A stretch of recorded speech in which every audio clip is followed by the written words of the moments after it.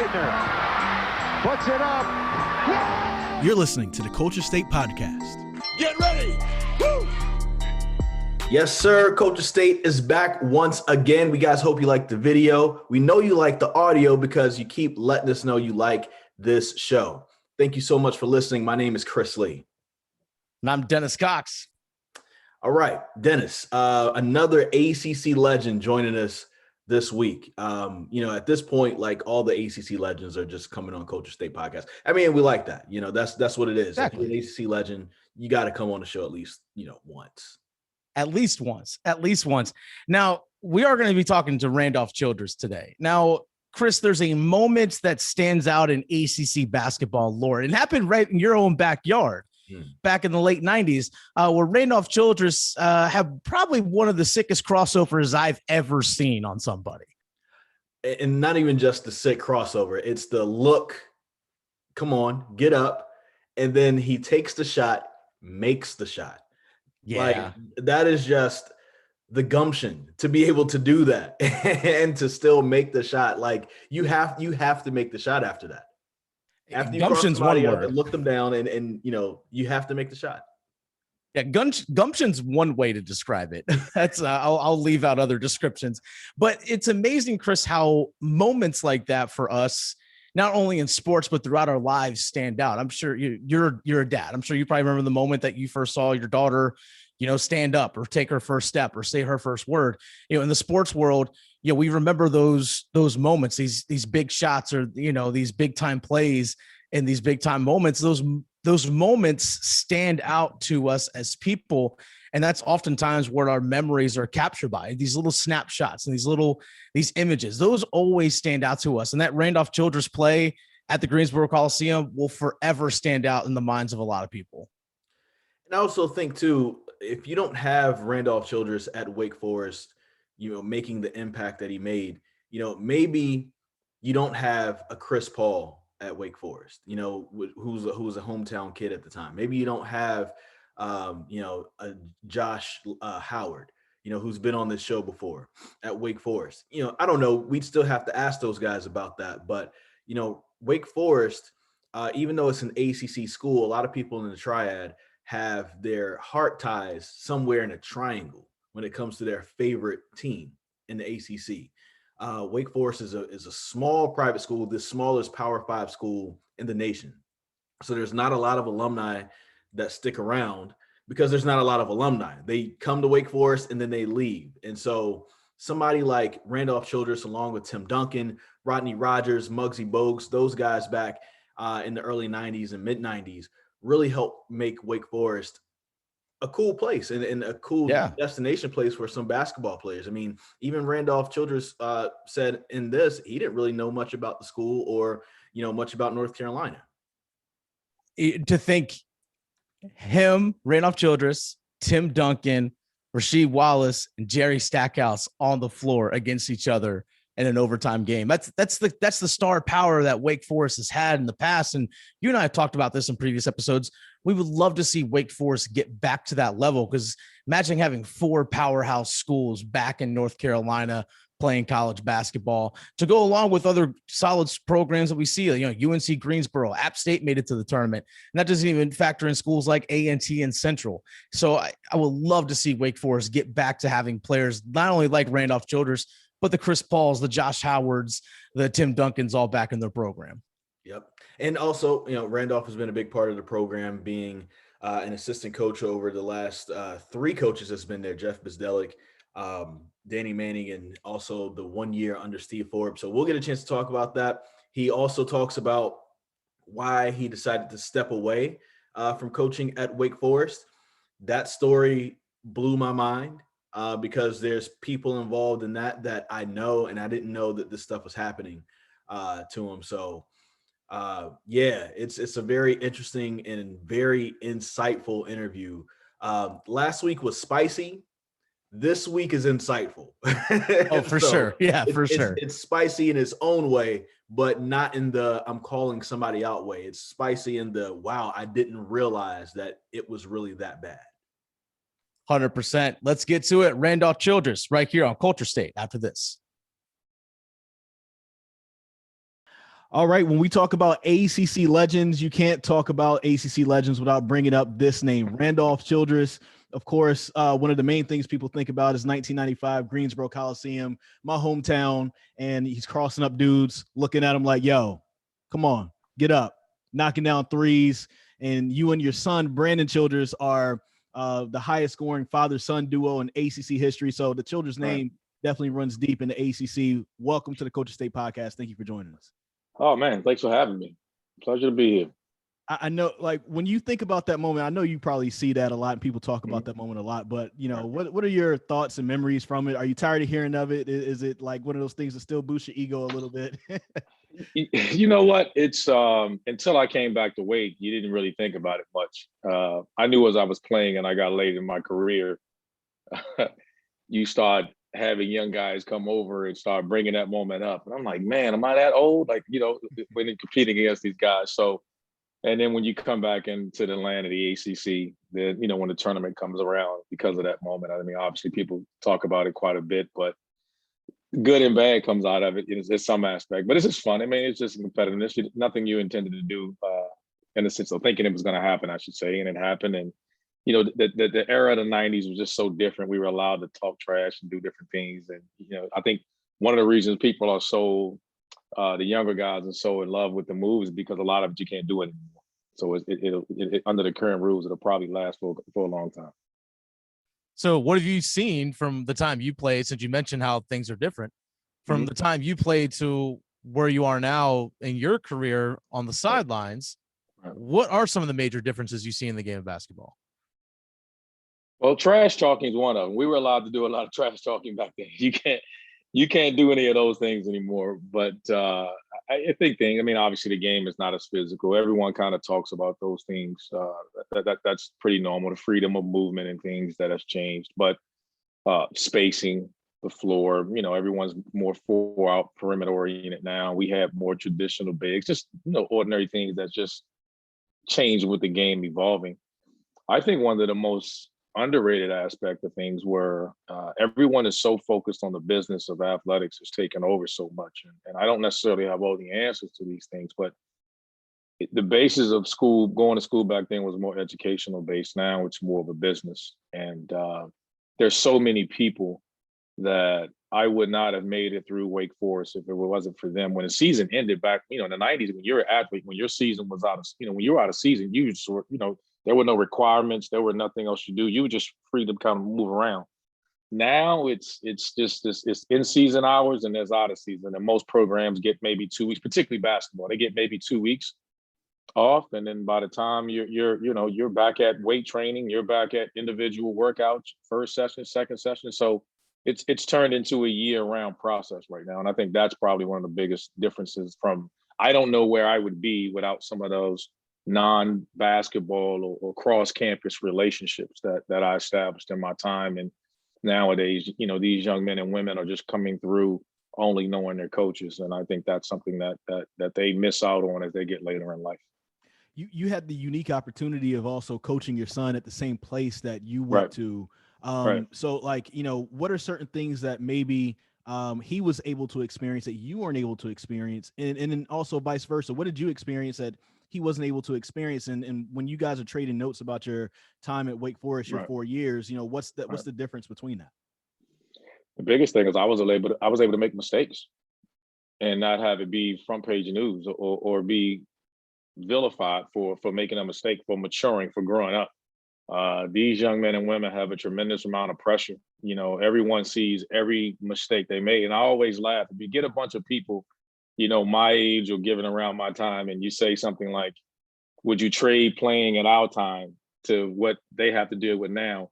You know, or would you be where you are today if some of the growing pains and mistakes you made was put on social media and for everyone to see? Would you be where you are? And so we kind of always laugh about things like that. But it just makes it tougher because they're somewhat walking on eggshells to an extent of what they could do, should do, being concerned with, you know, whether it be bad for the brand or the university or whatever, for themselves, for their families. And so I think that constant struggle is one of the biggest differences that you have.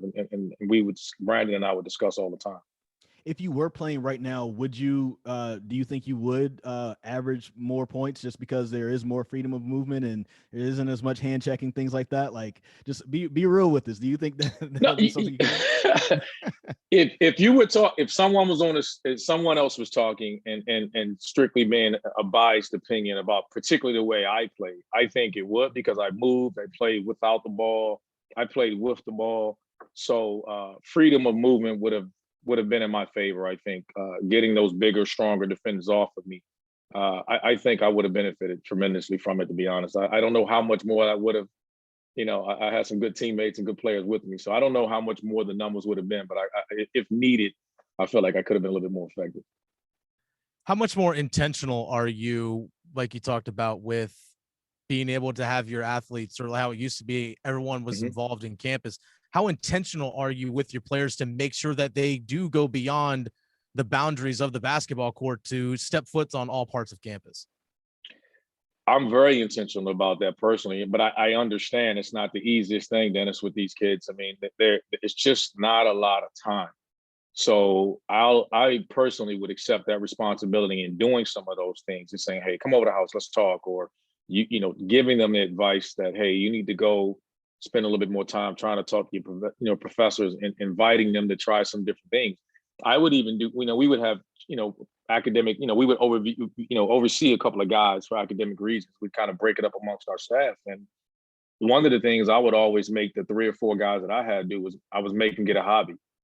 I might make them, some guys would just, because it was just books and basketball and that's it. And if they had a girlfriend or, whatever it would be, I would end up saying, hey, you know what, how about, I don't know, you play chess? And, one guy came back and said, I remember Ish Masood came back and said, I want to learn how to play chess. I said, okay. So I had a chessboard in my office and would make him come by and try to teach me how to play chess. Olivier Sarr went and started fishing.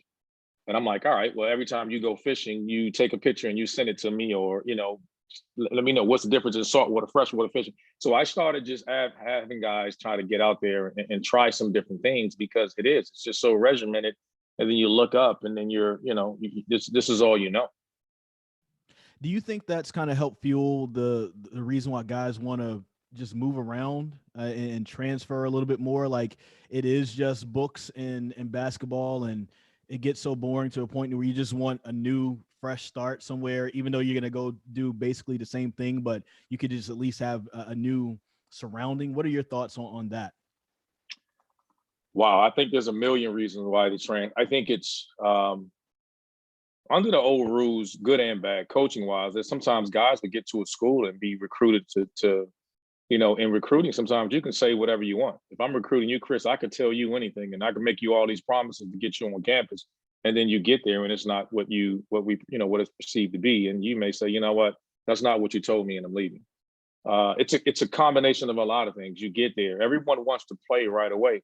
Sometimes you're just not ready to play right away. And are you willing to be patient until you are ready to contribute? And when I say contribute, there's a difference in playing and there's a difference in your team winning. And it's like football.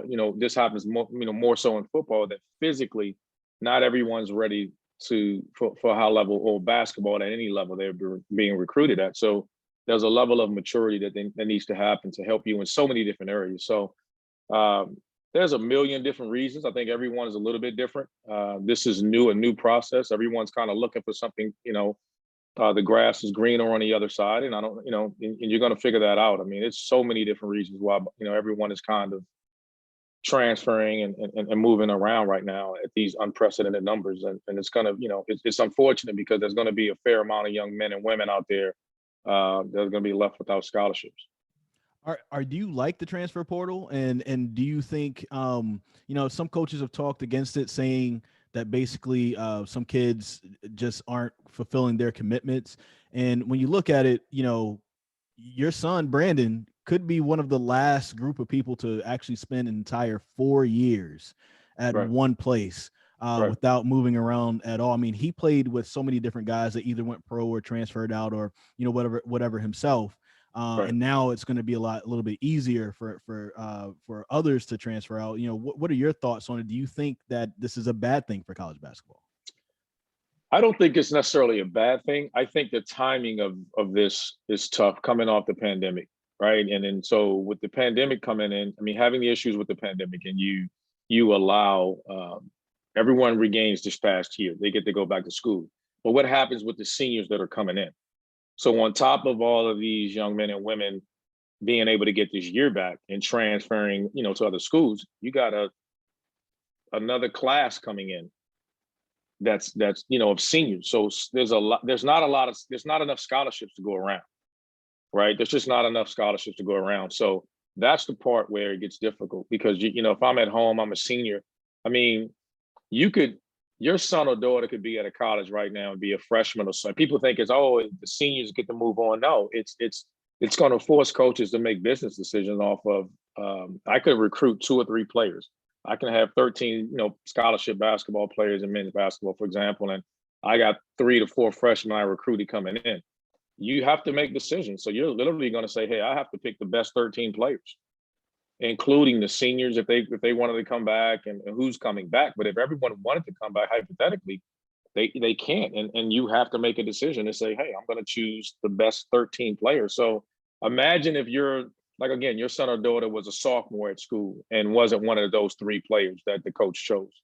You're thinking they're going back to school, and then all of a sudden you're scrambling around trying to find an opportunity for your child. So it's a scary situation for everyone. And then unfortunately, there will be a significant amount of kids that won't have scholarships. They'll be in school on scholarship plan of sport this year, and that won't happen.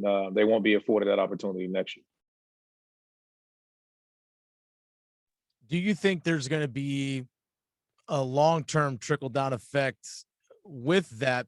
Like you mentioned, hey, There might be some D1 players that, hey, they only may get a scholarship now at Division II because of the transfer portal. Then those D2 players are all of a sudden now having to pay for school fully, going to Division III. Like, is there that long-term trickle-down effect, you think? Oh, absolutely. I mean, it's gonna. What happens when you can't afford? Let's just use Wake Forest as an example. How many families are going to be able to afford, if your child is a scholarship athlete, can pay $80,000 for them to finish their education? It's just you know what I mean? Like, you got maybe you guys can write a check. Maybe Dennis, maybe you and Chris can write a check and just say, don't worry about it, baby. We got this covered. We can, so that's what you got to think of. And in any school, I mean, college tuition isn't cheap pretty much anywhere, right? And so having that laying around when you're, let alone the tuition and eating and everything else, when you're an athlete, those things have always been covered. And so to have that, that bill, or have that, laid at your feet, in such an unexpected time, is something that's just life changing. It's life altering. I want to switch gears just a little bit. You're from Washington, D.C., and you're recruited to come down to Wake Forest. Did you know anything about North Carolina, Winston-Salem, or anything at all? Like, what were your experiences in North Carolina the first time you came, or what were your thoughts about the state? I'd never been. I had never been in North Carolina. The only thing I remember was George Lynch, who was a high school teammate of mine, who went to Carolina, national champion at North Carolina. We were high school teammates. And he went to, he freshman year, he went to North Carolina, and he didn't like it. And so when it originally came, he was typical freshman, going through the motions as a freshman. You got to wait your turn. Back then, you had to wait your turn. And so George had to go through that as a freshman, and he wasn't really high on it. So when I was coming out, talking to him and seeing him and talking to him through that process, he was like, nah, I don't know if you want to come here, and you got to wait, and so on and so forth. So I was like, okay. Then Coach Smith came along, and he was recruiting me, and said, hey, I remember Derek Phelps ended up making the commitment early, and he's like, hey, Derek Phelps is about to commit. I'm like, well, Coach, I'm not ready, so good luck. And obviously history, we know the history and the story with that, but I had never been here until I visited on my official visit. So Odom had got the job. He came from Virginia in '89 and their first year here, and I was part of his first recruiting class. I had met some guys, and I met Rodney at the Nike camp, the invite-only camp up on Princeton's campus back then, and Nike Taiwan camp, and only camp I had been to, and got to know Rodney really well. And when I saw he was going to Wake Forest, it was like, okay, that's a place I can go to, because I met him up at camp. And so Rodney was probably the biggest reason that I came to Wake Forest.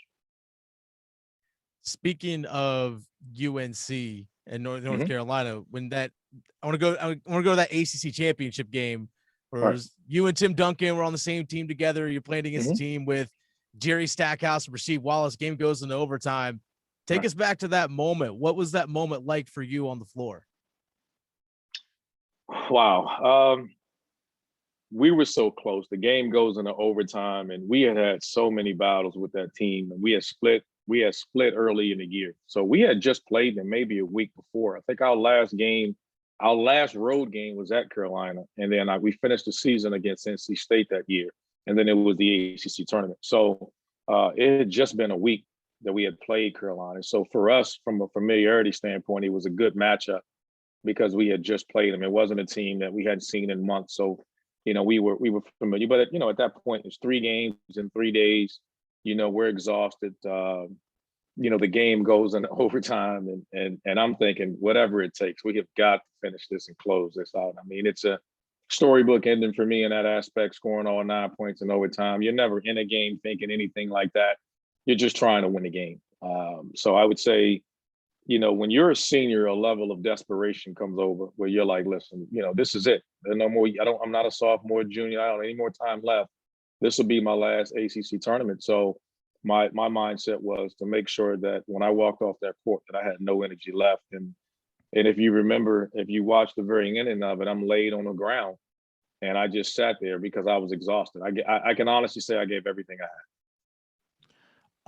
Outside of the actual playing career and being in Winston-Salem for those 4 years, what are some of your fondest memories about Winston-Salem, about learning the area, a place that, of course, you ended up coming back to to work at Wake Forest? What are some of your fondest memories of the place during your college career? Why is it such a special place for you?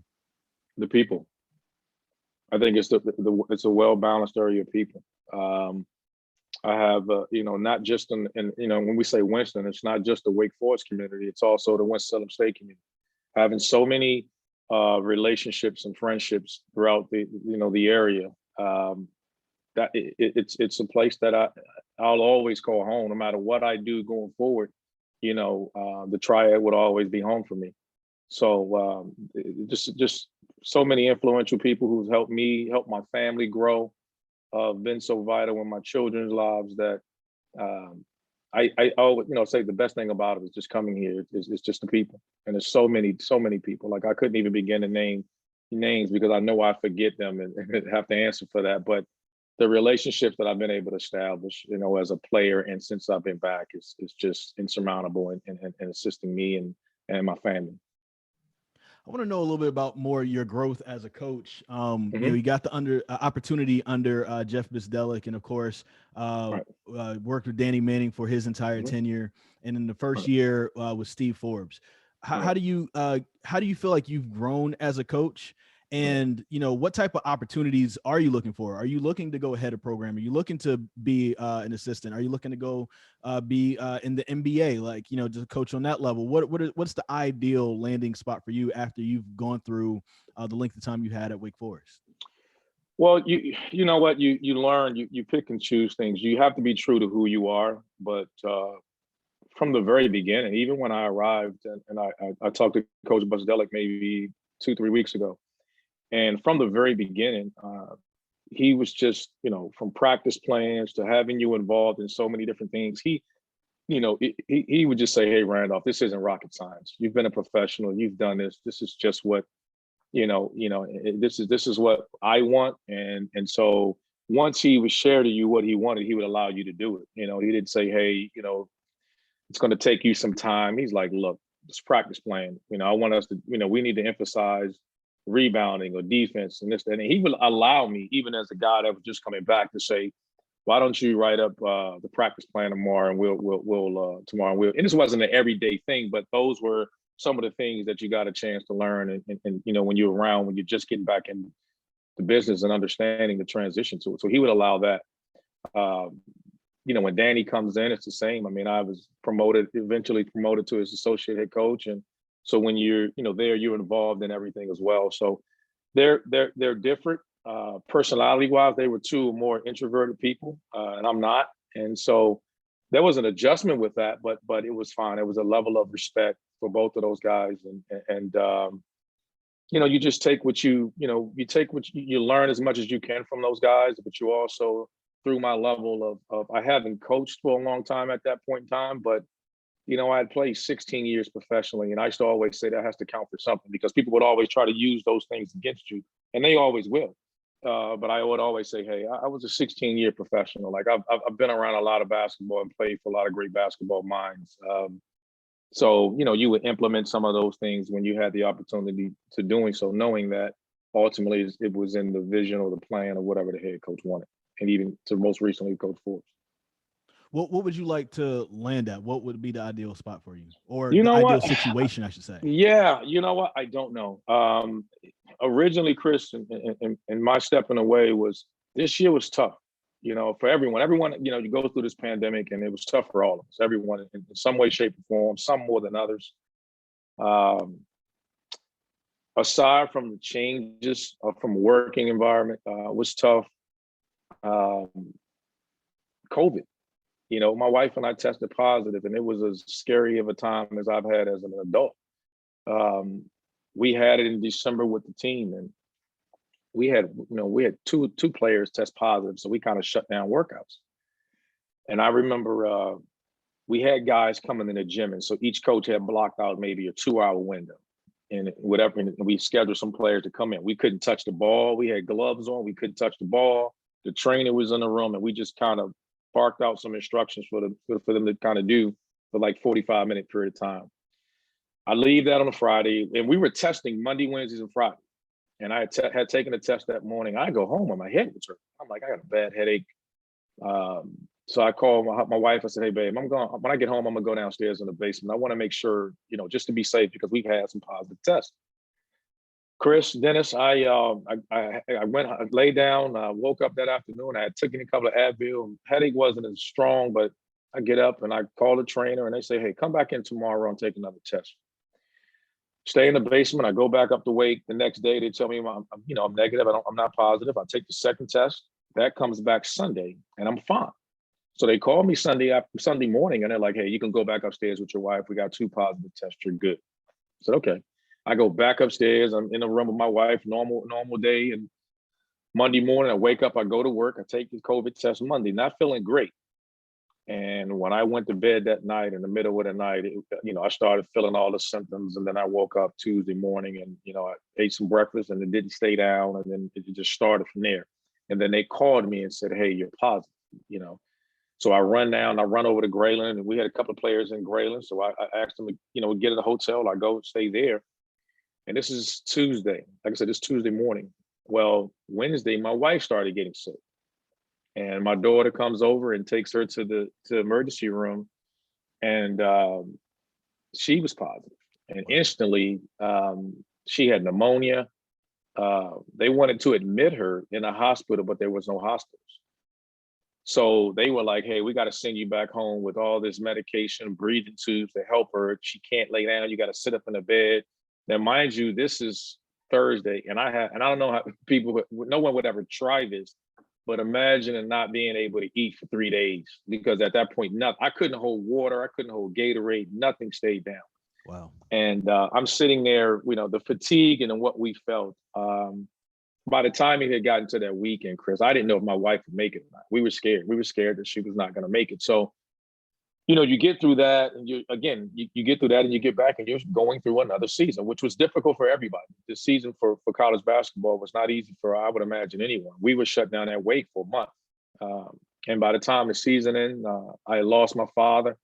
And if anyone who knows they lose someone in this time, they go alone, because you can't get to them. You can't be around them. And so it was a lot. And so for me, it was just like, what, I gotta take a moment here and get a mental break. And get a break and kind of recharge my battery a little bit. So having said that, I'm open to a lot of things. You mentioned NBA, that's a possibility. Coaching in college is a possibility, but I needed to step away. And college basketball at that time, particularly being at Wake with the transition and everything, and now it just wouldn't allow that. So I just needed some time. There's no way I could have been effective to helping anyone with everything that was going on. I needed time to grieve and really understand and be there for my family and do some things that, quite honestly, when you go from playing 16 professional years and you jump right into this business, it's just not a lot of time. And I just needed to kind of step away and recharge. And now I'm starting to come out of it and feel like, okay, well, there's some opportunities now. I'm in a position where I just need to figure out what's the best opportunity for me to do that. And those are the questions that I'm asking now. Do I want it to be college coaching? Do I want it to be something else? And that's kind of where I am right now. And definitely condolences to your family losing your father. I remember, finding out about that. I was just like, man, I really feel bad for you, because like you said, during this time, it is tough. It's something I thought about. My mom has had health complications in the past, and I haven't seen her since 2019. She lives in Orlando. And so if something were to happen, it's kind of tough, because also at my job, I'm not allowed to really travel. And if I do, I've got to be out a certain amount of time before I can come back. And it's just so many different things. So this is a tough time. And, definitely send condolences to your family going through that. That was just such a tough time. And I'm glad that we're hopefully coming out of it, hopefully pretty soon here. I didn't know that you had COVID. That's interesting to find out. And I knew that Wake Forest had a tough time with it. I mean, you even had a couple players that had to miss. Ian DuBose almost missed the entire season. Tariq Ingram didn't miss the entire season because of it. How tough was that on those guys? Wow. We got emotional when I actually talked to him because it's scary. It is, for me, it was scary because I like to work out. I'm a pretty active guy. I remember when what happened with those guys, I was terrified myself. I called the trainer and I said, "Hey, can you get me an EKG? Like, I work out. I don't want to be out running or riding a bike or something and collapse myself." And I said, so it was scary. Like, I'm thinking these guys are 19, 20 years old. They're in great shape. I'm just trying to, get rid of this dad bod. And I'm like, keep this dad bod in shape. And these guys are great condition, Division I athletes. And so it was scary. I mean, it hit us as hard as any team in the country last year. I mean, if it was 25 staff members and coaches, I want to say 19 or 20 of us had COVID. Wow. And I think the only players, including walk-ons, the only players that did not have COVID were, I think, the two freshmen. Wow. That's wow. Wow. That's big, because I mean, I still know a lot of those guys from the team from my time covering them, and then also me and I covered Davian when he was in high school. Right. Wow, that's unfortunate. Because there's something this Wake Forest team this year, I felt like had a chance to try to break in that middle part of the ACC. With the talent that was on the team. And it feels like it's always one thing after the other with Wake Forest. And just candidly speaking, growing up in Greensboro, I have my favorite ACC team, but Wake Forest has always been number 2 for me. So I've always liked the team and wanted the team to win. Do you feel like it's been like that your whole time there being a coach? Like it's always one thing after the other? I would say, and speaking purely for men's basketball at Wake Forest, I think it's and this is just my opinion, and I've in the past I've tended to stay away from this conversation because people would think this isn't a jab toward Coach Forbes or Coach Manning or anyone else in that matter. This is just Randolph Childress' opinion about as an alum of that program. There are times when I would say it's like this. I'll give you an example, like this transfer rule, for example. Wake is a high academic school. We know that, right? Everyone knows that, right? So you take the example of Sean D. Brown being able, and it's not a knock on all these other institutions. I'm just speaking purely as Wake. So, when you say these things, you got to preface that because you're going to have so many people coming back and making these comments like I'm speaking negative about a school, but I'm just using this as an example. Sure. Right. Sean D left Wake Michigan, and he left. Wake Forest, and he went to Michigan as a senior. Olivier Sarr went to Kentucky as a senior. That can't happen at Wake. From an academic standpoint, that can't happen. You can't be a senior unless you've graduated. You can come in as a post-grad, but you can't come into Wake. You just they just won't have enough credits to get, you're not going to be able to do that and play. It's going to need to be, because you're going to need, and get your degree, you're going to need to be there 2 years. So from sophomores and below, it's a lot easier with the transfers, but it's just not a place where transfers and getting those in is the easiest way to do it there. And now look at the landscape that we're in right now. That's what you're dealing with. So that's the question you have to wonder. You're like, okay, well, that's the landscape of this now. So how much change from an administrative standpoint is going to allow you with the times of the thing and where we are right now? And that's what I mean when I say, that for Wake, how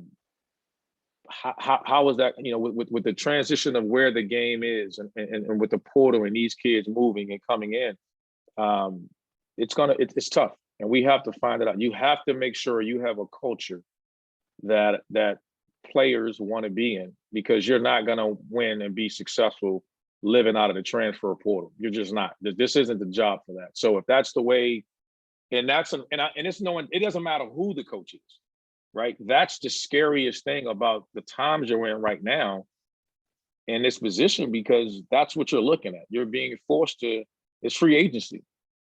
It's NBA free agency is what it is. And that's not the way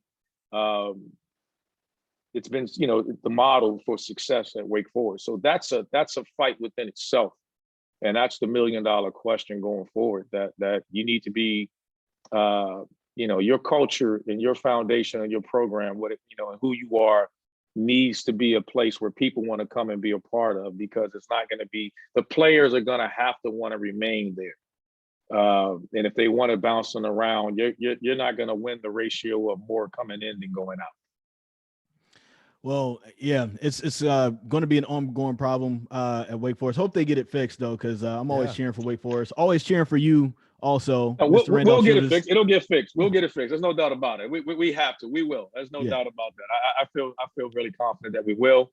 But in saying that, I don't think anyone knows fully where this will end in the grand scheme of things in collegiate athletics. I don't know if anyone knows. So no one knows where this will be with image and likeness coming in, and how is that going to look? There's so many moving parts. The situation is so fluid.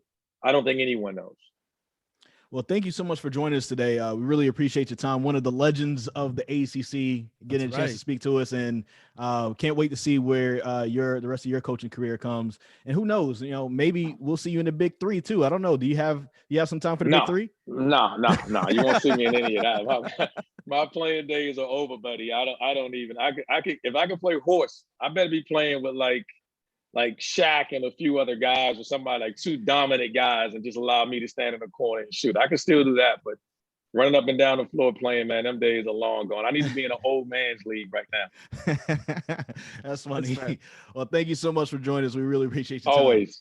Always. Thank you, Dennis. Thank you, Chris. You guys will take care of yourself, man. Thank you once again to Randolph Childress for taking out some time. I know at some point somebody's going to pick him up. He's a really good coach.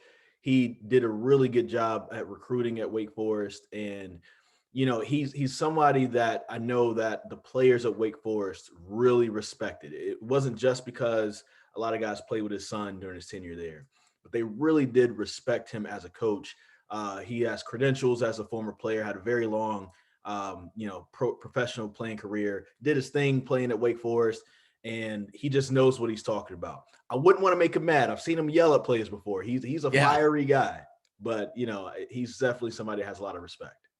I think something that stood out to me as someone who coaches now, how he makes his players learn a hobby, which I thought was actually kind of interesting, how he has his players do that. Now I'm curious, Chris, what hobby would you choose? If you had to choose a hobby, which one would you choose? Oh, caught me off guard with that one. That's a great question. Coming in hot. If I had to choose a hobby, if I was playing basketball or any other sport, I could be wrestling or something. Man, it might be music. I have a drum machine. If I would have time, I would probably learn how to, produce music a little bit more. I'm still trying to take a little bit of time myself to do it. And that's something that I was interested in college. I dabbled in it a little bit myself while I was in college. So that it probably would have been the same. What about you? What were your hobby be if you had a chance to do one? Well, for those who are actually watching, you probably see on the walls behind me all this comic book artwork. I would actually love to learn, like sit down and actually really take the time and actually learn like how to draw, like, and be an artist and that style of art. Well, I think that would actually be a fun craft to actually try to perform. But I guess reason why I asked that is because he brought that up, because I think it's important how he's making sure his athletes have an identity outside of their sport and school. And I think that's something that's very important, that they have an outlet, because oftentimes college athletics is viewed as a business, not only by coaches, but by student athletes. Something you and I talked about, how student athletes are going to go to a place where it's going to set them up for their best success in their future. And there's nothing wrong with that, but it's also good to make sure that you have an outlet outside of your sport and your school. And it lets the athletes know that he cares about them as people outside of what you can do for me on the basketball court. You can go, recruit somebody, assume they'll be this type of a player. They get to college, maybe they're not exactly what you thought they were. And some players may need a little bit more time to develop. So are you going to be the type of coach that's just going to, push them off?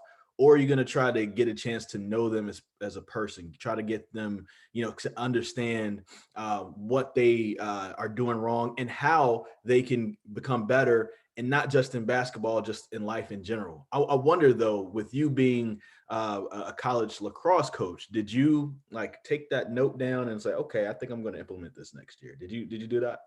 Yeah, I'm not going to lie. I really did. And I will say, for me, being a Division III coach, things are a little bit different, because we have student athletes who have those interests outside of playing just their sport. We've got a lot of students that I've coached who have done study abroad or done all these different internships. And I even had teammates who've done the same thing. So I think that's Division III kind of lends itself in a way to that. But sometimes even Division III athletes can be, I play my sport, I go to school, and that's really about it. So yeah, it's definitely something I took into consideration, is that, all right, how can I develop not only good players on the field, but develop well-rounded people, so when they leave school, they have more than just their lacrosse experience. Yeah, very true. Well, this was a great episode. I definitely enjoyed interviewing Coach Childress. He was really good. I think we definitely have to get him back at some point, especially when he lands at a new place. I'm going to say this. I really was hoping that my UNCG Spartans would have taken another chance on another former ACC star to be a first-time head coach to lead the program. That would have been awesome. Literally come, hey, just drive 20 minutes down the road. We got an office for you. That would have been pretty awesome to see. I mean, he already has connections on a recruiting trail. I think some of the guys that left UNCG would have stayed, even though they didn't have a mass exodus like some thought they would have had. A lot of the guys still stuck around, but I think he could have gotten some big names there. Who knows? Maybe even John Newman stays there, but I'm just throwing it out there. Shout out to John Newman, and I hope he does well at Cincinnati. That's my guy. So thank you guys for watching the Coach State podcast and listening to the Coach State podcast. Of course. Yeah, listening to us as well. And wherever you're listening, even if you watch this, go back to where you can actually listen to us and leave us that thick 5-star review. Thick, baby.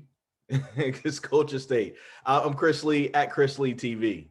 Dennis Cox at The Fan Rookie. Follow us at Culture State Pod. Boom. We'll see y'all.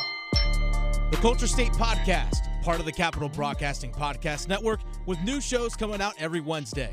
Download and subscribe from wherever you get your podcasts, including the WRAL Sports Fan app.